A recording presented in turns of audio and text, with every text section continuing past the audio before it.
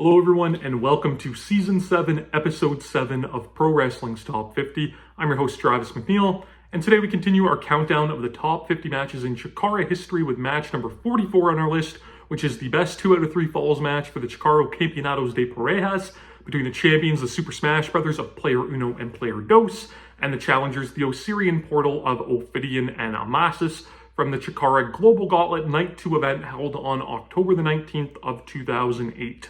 So if you know your CHIKARA title history, when I said this was a title defense by the Super Smash Brothers, you knew it would have had to have been this match, as it was for better or worse their one and only defense of the championships.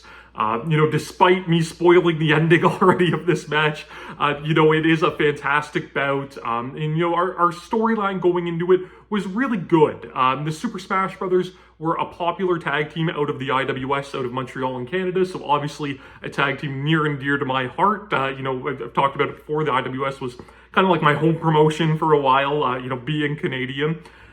They came into CHIKARA, really started to develop a good connection with the fan base. Player Uno, at the time had like a Nintendo video game type gimmick that, really got over with the crowd. Player Dos at the time was going under the name Stupefied, now, known as Stu Grayson. So we have Evil Uno and Stu Grayson, the Dark Order in AEW, if you're unfamiliar with the Super Smash Brothers by chance.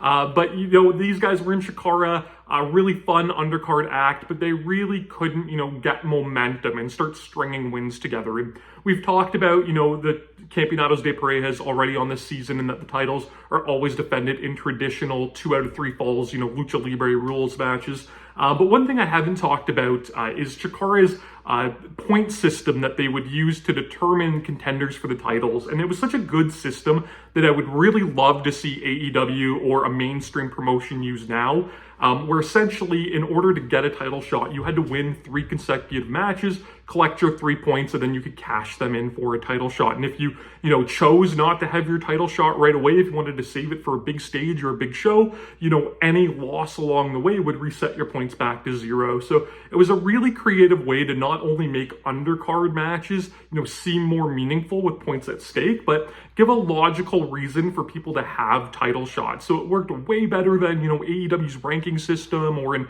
WWE or AEW or anywhere else where guys just randomly get title shots. Here you really had to earn it, but you didn't have to worry about these rankings. A single upset loss or something with interference to build a feud could reset people back to 0. So it was a really, really clever system. The Super Smash Brothers, although they were over with the CHIKARA fan base, they couldn't string these 3 wins together. They were, never going to be able to get a tag team title shot.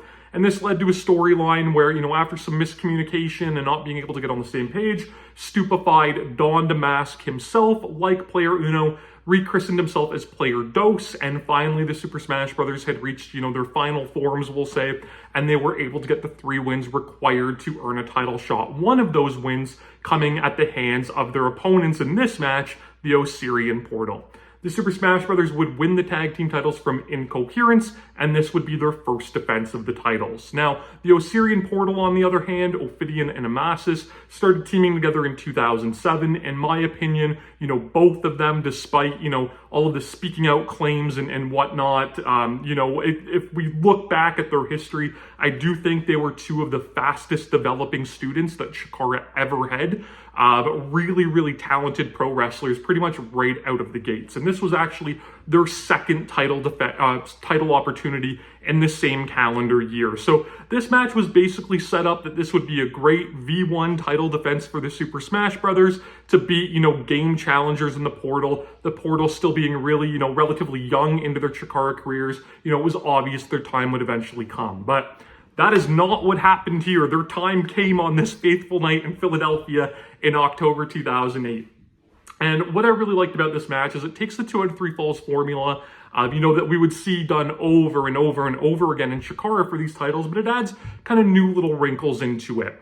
And right off the hop in this match, the Osirian portal, they go on the attack, but they make this pivotal mistake of, inexperience, and they start to taunt the crowd, and it allows the Super Smash Brothers to mount the comeback. So, we talk about these BDK matches, with Aries and Claudio Castagnoli, getting a quick first fall off of jumping their opponents. And that, even though this happened before those matches, that seems what they were going for here. Put the new champions immediately at a one fall to none disadvantage. But the Smash Brothers, they're able to capitalize and they come back. But they end up making a pivotal mistake as well, where stupefied player Dos, he goes for the B13, which was this crazy, reverse Spanish fly finisher he was doing at the time. And he goes for that. He goes for broke, mere minutes into the match. And it ends up getting countered, and the Osirian portal hit the Osirian Sacrament, their tandem finishing maneuver, on Dos for the first fall. So just the first fall in the less than 3 minutes it lasts takes you on this great little thrill ride of the faces getting attacked and it's seeming like they're going to go down a fall, but then making this big comeback, but then end up making a mistake anyways and still lose. It was really, really enjoyable. The second fall of this match is definitely your more traditional tag team contest, where the portal immediately stay on the assault. They isolate player Uno, who does a really good job playing the face in Perel. Eventually he, is able to make a comeback, countering like a double suplex with a, double suplex of his own, showing off his strength. And then this match, it's four guys that were not afraid to do big, crazy moves in an era where everybody was doing big, crazy moves. So that is exactly what you get here. You get all of these crazy counters and fantastic maneuvers, and the match is just a thrill ride. The Smash Brothers end up coming back to tie it up 1-1 in a great little, nod to the story they're telling, where Stupefied goes for the final smash finishing move, which was basically like a reverse crucifix bomb, Razor's Edge sort of thing, where it would just drop the guy onto his face. But Ophidian counters that into the Ophidian Death Grip, his, leg grapevine Cobra Clutch move that he would do as his submission finisher. So it seems like, Dos is going to let his team down the second time by going for this big move and having it countered. But player Udo is able to make the save, break up the Death Grip. Dos hits the final smash and ties it up 1 fall apiece. The rest of this match is just full of crazy, crazy near falls with a really hot and receptive crowd. There's all of these great little moments. So the Smash Brothers have all of this great video game style tandem offense. So they would do a spot where Dos would hold a wrestler in a waist lock, like a German suplex, and player Uno would charge like a Hadouken, from Street Fighter, and basically hit that into the German. But while Uno was, charging up his Hadouken like he's Ryu or Ken, Dos gets rolled up for a really hot near fall, and they really play off of that, all of these chinks in the armor, all of these, cracks in the foundation that the Smash Brothers had throughout the year, that it finally seemed like they had gotten past to when the titles were starting to creep up and show once again. Huge moves here. We get, the portal did this great double Madoka driver or Ronhai or SOS, Kofi Kingston, whatever you want to call it, but they would do a double one that was really cool. We got twisting Canadian destroyers out of the corner, big dives to the floor, all of these great maneuvers.